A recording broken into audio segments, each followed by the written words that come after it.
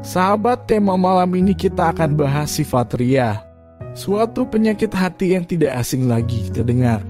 Bahaya riya selalu menyerang kepada seseorang yang melakukan ibadah atau aktivitas tertentu.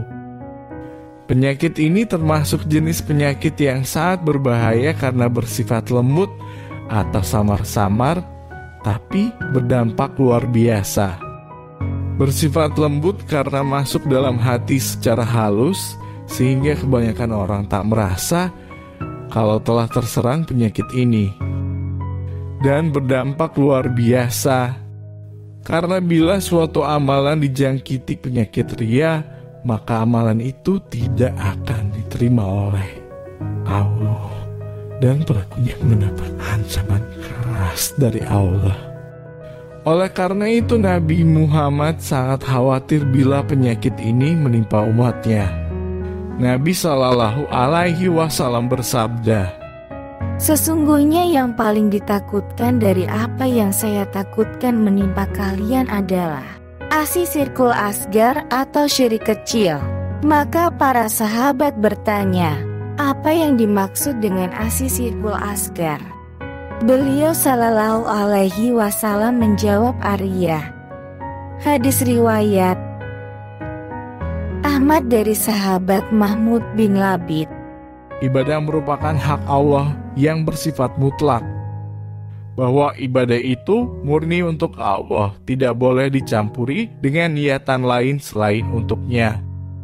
Sebagaimana peringatan Allah dalam firman-Nya, padahal mereka tidak disuruh kecuali supaya menyembah Allah dengan memurnikan atau ikhlas ketaatan kepadanya dalam menjalankan agama yang lurus, dan supaya mereka mendirikan salat dan menunaikan zakat, dan yang demikian itulah agama yang lurus. Al-Bayyinah ayat 5.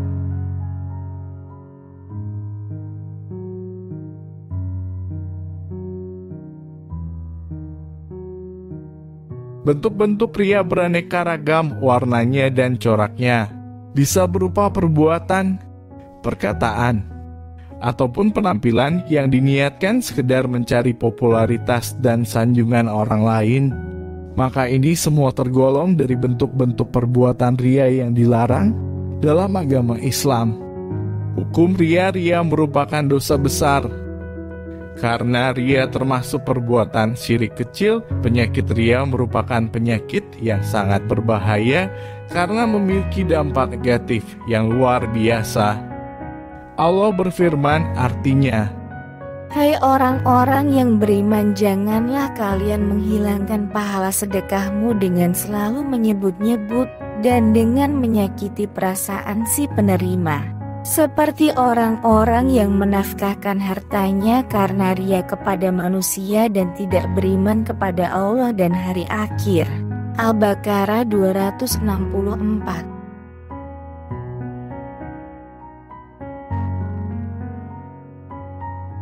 Ayat di atas tidak hanya mencela perbuatan riya saja, tentu celaan ini pun tertuju kepada pelakunya.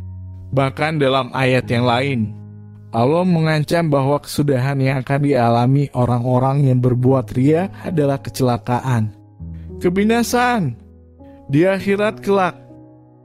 Bagaimana cara mengobatinya riya tersebut? Di antaranya adalah pertama, mengetahui dan memahami keagungan Allah yang memiliki nama-nama dan sifat-sifat yang tinggi dan sempurna. Kedua, selalu mengingat akan kematian. Ketiga, banyak berdoa dan merasa takut dari perbuatan riya.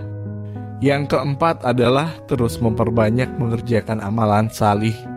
Dari definisi tersebut jelas bahwa dasar perbuatan riya adalah untuk mencari penghargaan, pujian, kedudukan atau posisi di hati manusia semata dalam suatu amal kebaikan atau ibadah yang dilakukannya. Demikianlah sedikit ulasan mengenai sifat riya, semoga kita tidak termasuk di dalamnya, amin.